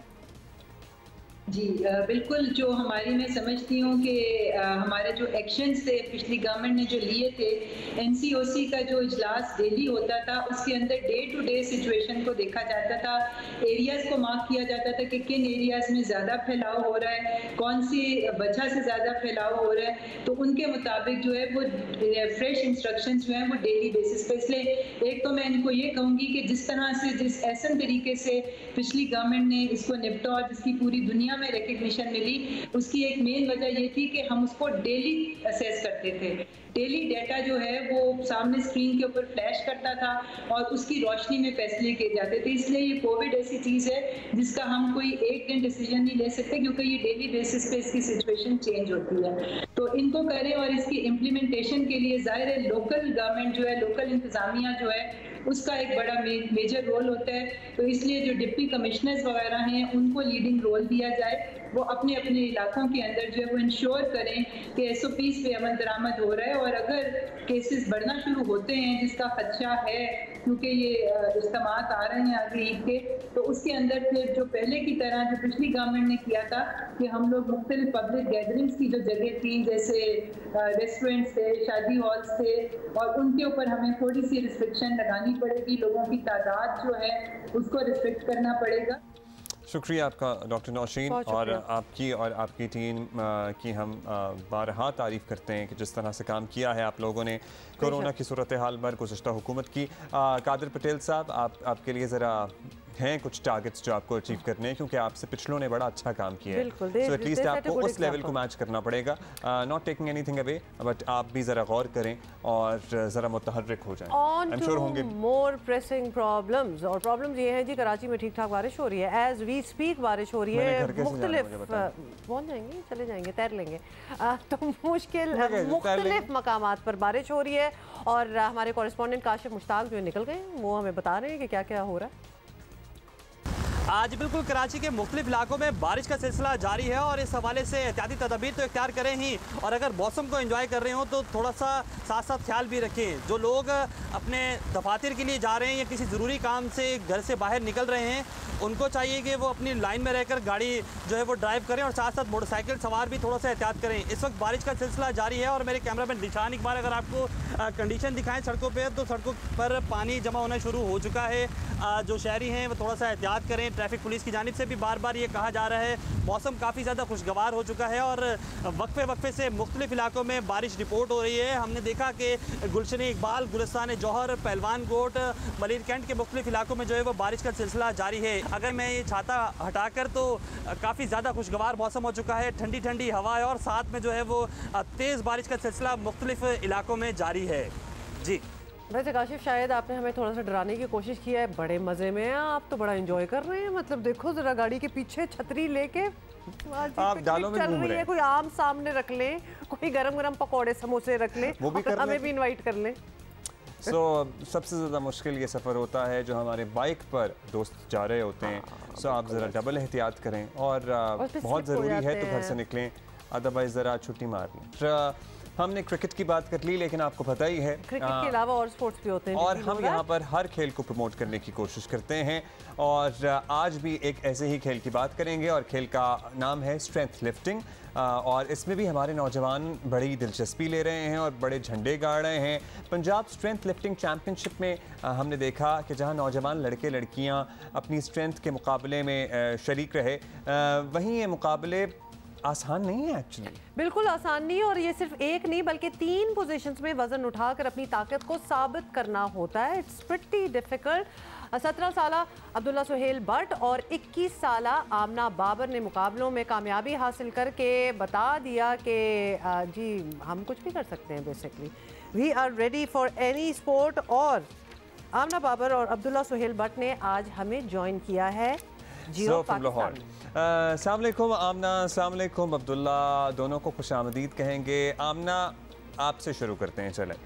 और अब हम वो सवाल आपसे नहीं करेंगे कि आप लड़की हैं और ये खेल आपने कैसे शुरू किया, लेकिन हम आपसे ये ज़रूर जानना चाहेंगे कि क्यों नहीं आपने ये ट्रेनिंग आपने कब शुरू की, कितनी मुश्किल है ये ट्रेनिंग, और कितनी लड़कियां हैं जिनका इंटरेस्ट है इस खेल में।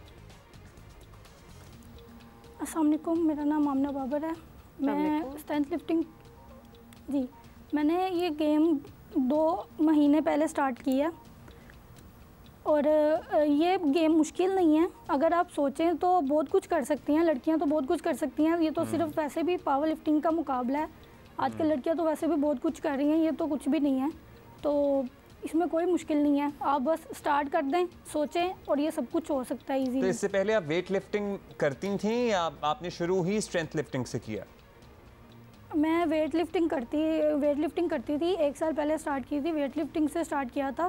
और मैं आर्म रेसलिंग भी खेलती रही हूँ और मास्टर रेसलिंग भी खेलती रही हूँ और स्ट्रेंथ लिफ्टिंग मैंने अब स्टार्ट की है 2 माह अच्छा, आप ना दोनों में फ़र्क क्या है? हम ज़रा समझना चाह रहे हैं और हम चाहते हैं हमारे व्यूअर्स भी को भी ज़रा क्लियर हो कि क्या फ़र्क है दोनों में।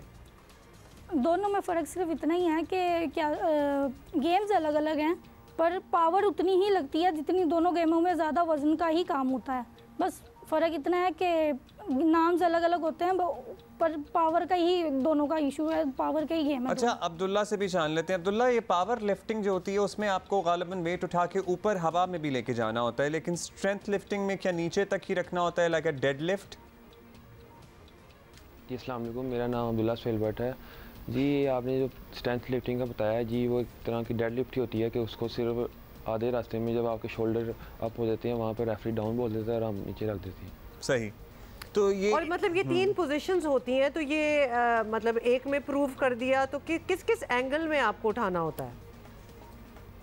जी इसकी बेसिकली 3 इवेंट होते हैं। पहला इवेंट इसका इंक्लाइंड बेंच प्रेस है, दूसरा इसका 2 हैंड कर्ल है और तीसरा इसका हैक लिफ्ट है। तीसरा डेड लिफ्ट है। तो इंक्लाइन बेंच प्रेस में भी। और आप दोनों से हम पूछना चाहेंगे कि आप मैक्सिमम डेड लिफ्ट में कितना वेट उठा लेते हैं या उठाया आपने इस चैंपियनशिप में? मैंने 110 केजी उठाया। वंडरफुल, यानी कि अपने वजन से भी बहुत ज़्यादा। और जी अच्छा, अब्दुल्ला ने 180 केजीज हेड लिफ्ट किया, यही आप कह रहे हैं अब्दुल्ला? जी, और मेरा पंजाब में जूनियर कैटेगरी में वर्ल्ड रिकॉर्ड है हैक लिफ्ट का। आप 180 केजी तो उठा लिया। आपका अपना वेट कितना है? 73। वंडरफुल। ऑलराइट। और ये सारी पोजीशंस में इतना ही वेट उठाना होता है या हर पोजीशन की वेट डिफरेंट होता है? लेवल नहीं, डिफरेंट होता है, हर वेट के हिसाब से होता है। ये कंपटीशन होता है, जितना वेट जो उठाता है हमें कोशिश करनी होती है कि हम उससे ज़्यादा उठा सकें। तो इंक्लाइन बेंच प्रेस पे कितना वेट उठा लेते हैं आप दोनों? आप बताएं। 55 KG. Wonderful. Wow, that's a lot. आप 65 आप? जी। अच्छा, अब आगे का क्या स्कोप है? मतलब ये जो मुकाबले हैं स्ट्रेंथ लिफ्टिंग के, ये आलमी सतह पर क्या पाकिस्तान इसमें पार्टिसिपेट करता है? आप लोगों की कोई फेडरेशन है? कौन ये सारा निज़ाम देख रहा है? सर ये कोई स्पोर्ट तो हमें नहीं करते हैं, पर हमारे सर हैं, सर अकील भट्ट, ज़्यादातर वही हमें इस चीज़ के लिए सपोर्ट करते हैं। इस पहला इवेंट हमारा 2020 में हुआ था स्ट्रेंथ लिफ्टिंग का, जो अब 2 साल बाद अब हुआ है, तो उसमें हम लोगों ने इतना कुछ किया है। तो बस गवर्नमेंट से हमसे यही गुजारिश है कि हमें थोड़ी सी सपोर्ट करेंगे तो इंशाल्लाह हम लोग काफ़ी आगे आ सकते हैं इस चीज़ में भी। अगर बाकी गेम्स पर सपोर्ट किया जाता है तो इसको भी थोड़ा सा सपोर्ट किया जाए। वो तो वैसे हम बिल्कुल इसके हम भी यही कहते हैं कि हर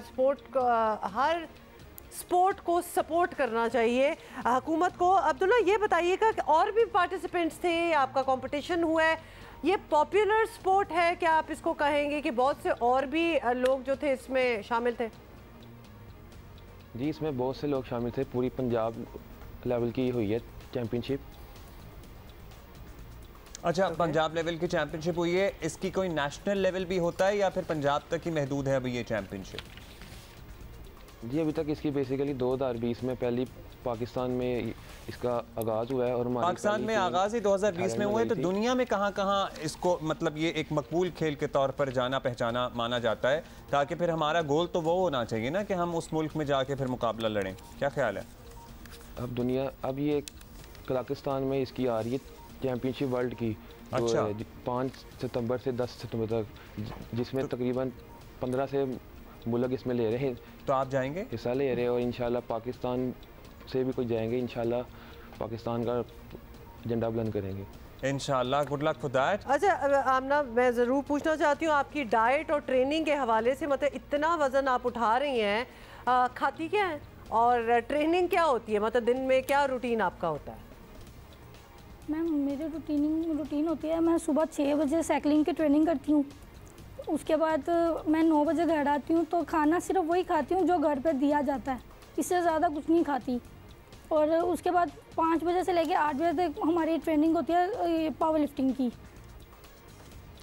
तो अब्दुल्ला ये उसी में हम लोग आप लोग तो घर का जो खाना होता है वही खा लेते हैं, मगर इसके लिए अगर आपने वाकई आगे प्रोफेशनली इसको लड़ना है तो थोड़ा डाइट भी बेहतर होने की ज़रूरत नहीं है, जिसमें ज़ाहिर है एक्सपेंस भी होते हैं, ट्रेनिंग का भी ये खर्चा है, तो ये कैसे मैनेज करते हैं आप लोग? जी आप महंगाई आपके सामने है, हमारी गवर्नमेंट से अपील है कि वो हमें सपोर्ट करें, जैसे कि ये वेट लिफ्टिंग वगैरह में स्पोर्ट्स करते हैं, इनको चाहिए कि ये स्ट्रेंथ लिफ्टिंग, आर्म रेसलिंग, मास को भी सपोर्ट करें ताकि जो प्लेयर्स हैं वो इस स्पोर्ट्स की बेस पे पाकिस्तान का नाम रोशन कर सकें। चलें, गुड लक फॉर दैट। बहुत शुक्रिया आप दोनों का। आमना बाबर, अब्दुल्ला सुहेल भट्ट हमारे साथ मौजूद थे। स्ट्रेंथ लिफ्टिंग अभी 2020 में ही गालिबन ये मामला शुरू हुआ है और माशाल्लाह 2022 तक हमारे ज़बरदस्त बच्चे तैयार हो गए हैं। काज़ाकिस्तान में सितंबर में चैम्पियनशिप है, वर्ल्ड चैम्पियनशिप, तो प्लीज़ ज़रा हुक्काम में वाला है वो देखें किसको भेज सकते हैं बच्चों को, ज़रा कैंप शैम्प लगाएं, उनकी प्रॉपर ट्रेनिंग करें। अभी तो टाइम है। एक चीज़ जो इतने सालों से हम शो कर रहे हैं, इसी प्लेटफॉर्म पे हम बैठे हैं, कंसिस्टेंटली एक चीज़ जो हमें कही जाती है, वो जो नए बच्चे, स्पोर्ट्स पर्सन्स जो इतना पैशन है और इतनी मुश्किल हालात में ट्रेनिंग करके आगे जाते हैं, उनका यही शिकायत होती है कि हमें कोई गवर्नमेंटल सपोर्ट नहीं है, हमें हुकूमती सपोर्ट नहीं है। हर किसी कोई भी स्पोर्ट ले लें, ये तो हमने एक नई, पहले मैंने वैसे तो भी ऑनेस्ट सुना भी नहीं हुआ था, को अगर अपील करनी पड़ी है, जो बच्चा वर्ल्ड वाइड स्टार है हमारा, literally he is a star, he is an icon, मतलब ये जो he is a young icon literally, उसको अगर पैसों के लिए होल्डर है भाई, अगर उसको पैसों के लिए अपील करनी पड़ी है तो सोचिए कि हमारे कितने ही बुरे हालात। हर स्पोर्ट्स पर्सन, मतलब वर्ल्ड रिकॉर्ड होल्डर हो या नए बच्चे हो जो आ रहे हैं और पैशन है उनके अंदर, लेके कोई सपोर्ट नहीं है, बिकॉज हुकूमत क्या कर रही है, आपस में लगी हुई है, और आपस में लड़ रही है, किसी इंडिविजुअल ने कर दी, पता नहीं किधर है उनका नहीं है, मतलब कोई प्रॉपर सिस्टम। मतलब हमें 7 साल हो गए ये शो करते हुए माशाल्लाह, और हम 7 सालों में हर महीने में 3 दफ़ा बात करते हैं कि ज़रा सपोर्ट कर दें बच्चों को। फ्रस्ट्रेटिंग, मतलब हमारे लिए सुनना कितना फ्रस्ट्रेटिंग है। हम उस प्लेटफॉर्म पे बैठे हुए हैं जहाँ शायद कोई सुनने वाला हो, कोई नहीं सुन रहा, और ये जो मेहनत कर रहे हैं इनके लिए अंदाज़ा करें कितना फ्रस्ट्रेटिंग होता होगा जब ये किसी तरीके से बाहर के मुल्कों में पहुँच ही जाते हैं अपना फ़न दिखाने, और वहाँ देखते हैं कि क्या ट्रेनिंग हो रही है, तो लगता होगा इन्हें कि हम तो कुछ 100 साल पीछे रहते हैं। जनाब, मवेशी मंडियों की बात करेंगे हम। अभी इत्तलात ये हैं कि बारिश से ज़रा मुख्तलिफ मंडियाँ मुतासर हुई हैं। व्यापारी भी कह रहे हैं कि अब बारिश का सिलसिला ईद तक चूँकि जारी रहना है, इसलिए वो चाहते हैं कि ज़रा बेचें और निकलें अपने घरों को वापस। और सूरत हाल हमने जाननी है आज 2 शहरों से, एक बहावल नगर से, एक सवात। हाँ, मुल्क के मुख्तलिफ शहरों से हम आपको ये अहवाल तो बता ही रहे हैं, लेकिन अभी हम जाएंगे Swat. Mehboob Ali joining from Swat and Bahawalnagar से। पहले महबूब के पास तो चले हैं, बहावल नगर भी चले जाइए, ठंडे इलाके जाएं, गर्म इलाके बाद में जाएंगे। जी बिल्कुल, मुल्क भर के दीगर इलाकों की तरह वादी स्वात में भी ईद कुर्बान के लिए तैयारियां भरपूर तरीके से जारी हैं। जहां बाज़ारों में रश दिखाई दे रहा है, वही मवेशी मंडियों में रश न होने के बराबर है। और जितने ख़रीदार यहाँ पर पहुँचे हैं उनसे हमारी बात हुई है तो उनका ये कहना है कि इस साल मवेशियों की कीमतों में बेपनाह इजाफा हुआ है, 100% से भी ज़्यादा इजाफा हुआ है, जिसके बायस उनके लिए मवेशी ख़रीदना जो है सब एक ख्वाब बन गया है। जिस मंडी में मैं मौजूद हूँ, यहाँ पर एक आम से छोटे से मवेशी की कीमत जो है वो 1 लाख रुपये से भी ज़्यादा है, और इनकी कीमतें तकरीबन 3 से 4 लाख रुपए के दरमियान बताई जा रही है। जिसके बारे में जो ख़रीदार है उनका ये कहना है कि अगर यही सूरत हाल रही तो इस साल उनके लिए सुन्नत इब्राहिमी अदा करना इंतहाई मुश्किल हो जाएगा। दूसरी जानिब जितनी व्यापारी से हमारी बात हो गई है तो उनका ये कहना है कि वो ज़्यादातर जो मवेशी है वो पंजाब से लाते हैं, चूँकि उनको वहाँ पर ये महंगे दामों मिलती है, इसलिए उनको यहाँ पर सस्ते दामों फ़रोख्त करना जो है वो उनके लिए नामुमकिन है। ये बहुत महंगे जानवर हैं, दिस इज टू मच। अभी हम चलेंगे बहावल नगर और वहाँ से हमें बताएंगे फहद शफीक। जी बिल्कुल, ईद उल अज़हा के करीब आते ही मंडियों में रश बढ़ जाता है, लेकिन बहावल नगर की मवेशी मंडी जो कि म्यूनसिपल कमेटी की तरफ से लगाई गई है, वहाँ पर रश ना होने के बराबर है। यहाँ पर हमारी मुख्तलिफ लोगों से बात हुई है जिनका ये कहना है कि व्यापारी भी डरा हुआ है और ग्राहक भी डरा हुआ है, क्योंकि लिम्पी स्किन की बीमारी पिछले दिनों बहावल नगर बहुत ज़्यादा फैली है, जिसकी वजह से कई जानवरों में अभी भी ये बीमारी है। तो व्यापारी ये समझता है कि अगर हम अपने जानवर इस मंडी में लेकर आएंगे तो उसे लिम्पी स्किन की बीमारी लग सकती है। दूसरी तरफ ग्राहक भी इस चीज़ से डरा हुआ है कि लिम्पी स्किन का गोश्त खाने से शायद वो बीमार ना हो जाए। दूसरी तरफ लाइव स्टॉक से हमारी बात हुई है। लाइव स्टॉक के अमले का ये कहना है कि हम यहाँ गेट पर बैठते हैं और कोई भी जानवर जिसे लिम्पी स्किन की बीमारी की शिकायत हो उसे अंदर दाखिल नहीं होने दिया जाता। और यहाँ पर अंदर मंडी के भी हम चेक करते हैं कि लिम्पी स्किन की बीमारी का जो जानवर है उसे मंडी से बाहर निकाल दिया जाए। तो यहाँ पर लिम्पी स्किन की वजह से ग्राहकों का रश भी कम है और दूसरी तरफ व्यापारी भी जो है वो परेशान नजर आते हैं। अच्छा जी, थैंक यू जी। अभी हमने ज़रा आगे बढ़ना है और ये जो टॉपिक है ना, इस पे मुझे बड़ी आग लगी हुई है क्योंकि सिगरेट की बात हो रही है। तो नहीं, इस पे आग लगी इसलिए हुई है क्योंकि मतलब बड़ी खामोशी से एक बिल्कुल नीमे नीमे होके एक रिलीफ पहुंचा दिया गया। मतलब सैलरीड क्लास हो गई, दीगर लोगों के उनका कोई ख्याल नहीं है। ख्याल है तो सिर्फ टबैको इंडस्ट्री का। मतलब ये हर दफ़ा हर हुकूमत से ये लोग बच जाते हैं, फ़ायदा उठाने में कामयाब होते हैं। शहबाज हुकूमत ने बजट खसारे को कम करने के लिए मार्केट ब्रोकर्स को ना भूलें, उनको भी बड़ा फायदा हुआ है। कोई ऐसी उनके साथ भी कोई खास, फिर रिटेलर्स पे भी आ जाएंगे। मतलब वो तो लंबी लिस्ट है, लेकिन हम फिलहाल हम जरा टोबैको इंडस्ट्री की बात कर रहे हैं। तमाम ही सेक्टर्स इस वक्त टैक्स नेट में आए हैं। इसके अलावा वन टाइम सुपर टैक्स भी लगाया गया, लेकिन एक सेक्टर बड़ी खामोशी से फ़ायदा पहुँचाया गया। सीनियर सहाफ़ी शहबाज राना की एक स्टोरी के मुताबिक हुकूमत ने सिगरेट बनाने वाली कंपनीज को बड़ा टैक्स रिलीफ दिया है। हालांकि चंद दिनों पहले रहनुमा पीपल्स पार्टी खुर्शीद शाह ने ऐवान में सिगरेट पर टैक्स बढ़ाने का मुतालबा किया था। आज इंग्लैंड में एक सिगरेट का पैकेट की कीमत पाकिस्तानी 3500 रुपए और हमारे पास आज भी अच्छा से अच्छा ब्रांड जो है वो 110 रुपया 120 रुपए का। जिस पैकेट की कीमत अगर 100 रुपया है उसकी कम से कम 200 रुपया करो, कम से कम 1 रुपया पर सिगरेट पे ऊपर टैक्स बढ़ाओ।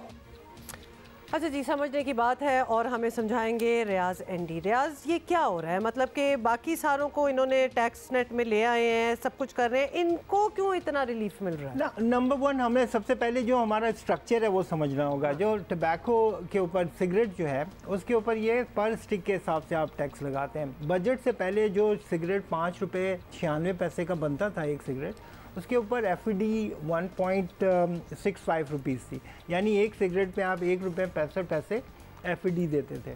बजट के बाद ये हुआ कि इन्होंने उसको ज़रा बढ़ा दिया, 1.85 तो कर दिया है, एंड ये 3 साल के बाद हुआ है, तो दिस इज़ गुड। लेकिन उन्होंने 5.96 एक जो सिगरेट के रेट था उसको 6 रुपये 66 पैसे कर दिया है।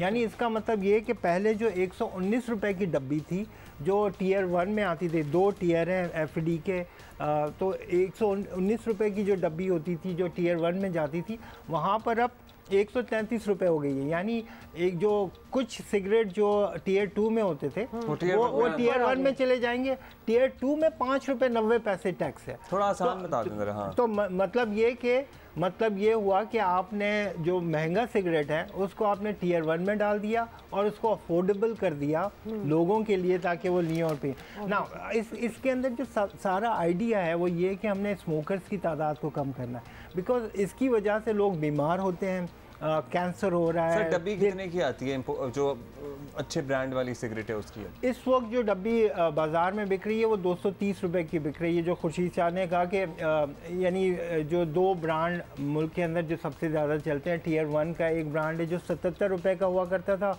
वो अब जाके 110 120 रुपए का हो गया। खास फ़र्क तो नहीं पड़ा वैसे? इट्स अच्छा फ़र्क है, लेकिन इससे ज़्यादा होना चाहिए था, बिकॉज खुद वज़ीर आज़म साहब ने देखिए वो डब्बी जो 350 400 की आती थी वो एटलीस्ट आइडियली ना इस वक्त 600 की होनी चाहिए। आप इंपोर्टेड डब्बी की बात, इंपोर्टेड डब्बी की वो 600 की होनी चाहिए थी कि नहीं होनी चाहिए? होनी चाहिए, बिकॉज लेकिन नहीं है। यस, बिकॉज जब आप ये काम करने जाते हैं तो ये एक आइडिया है, SPDC की एक रिसर्च थी कि इससे 6 लाख लोग जो है वो स्मोकिंग कम कर देंगे, बिकॉज सिगरेट जितना महंगा होगा आप उसको छोड़ेंगे।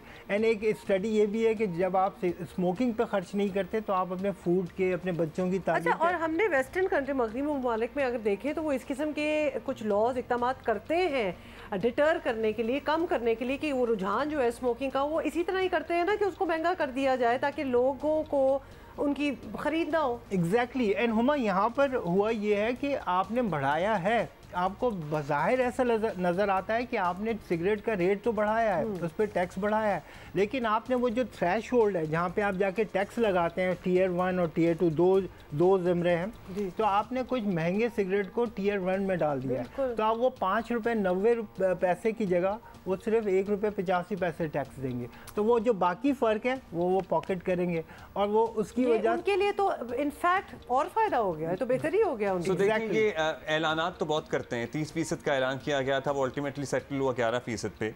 जो अभी SPDC की जो इनिशियल जो आई है उसके मुताबिक ये तकरीबन 11%। तो ये इसका मतलब है एक इन्फ्लुएंस है इस लॉबी का और वो इस्तेमाल करती है अपना इतना स्ट्रॉन्ग है अब्दुल्ला कि आपके वजीर आज़म कह रहे हैं कि नहीं आप 25 अरब रुपए की FD के लगाएंगे, लेकिन उनकी बात भी नहीं सुनी जा रही है।